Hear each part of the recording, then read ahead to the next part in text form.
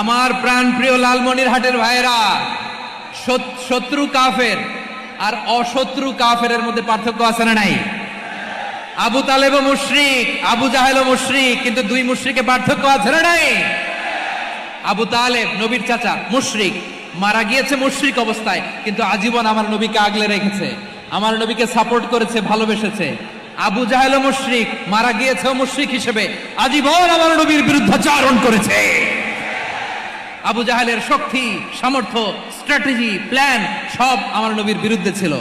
আবু জাহেলের কারণে একটা দিন শান্তিতে আমার নবী মক্কায় ঘুমাতে পারে নাই। চিল্লায় বলেন ঠিক কিনা? এজন্য রব্বুল আলামিন বলেন, লা ইয়ানহাকুমুল্লাহু আনিল্লাযীনা লাম ইউকাতিলুকুম ফিদ-দীন ওয়া লাম ইখরিজুকুম মিন দিয়ারিকুম আন তাবাররুহুম ওয়া তুকসিতু ইলাইহিম ইন্নাল্লাহা ইউহিব্বুল মুকসিতিন।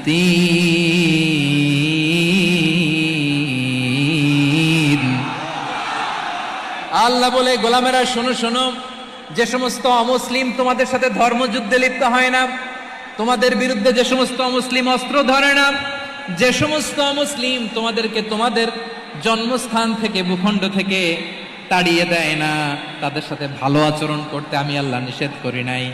তাদের সাথে সদাচরণে কোনো নিষেধাজ্ঞা নাই, বরং তাদের সাথে সদাচরণ করো, এটাই আমি আল্লাহ চাই।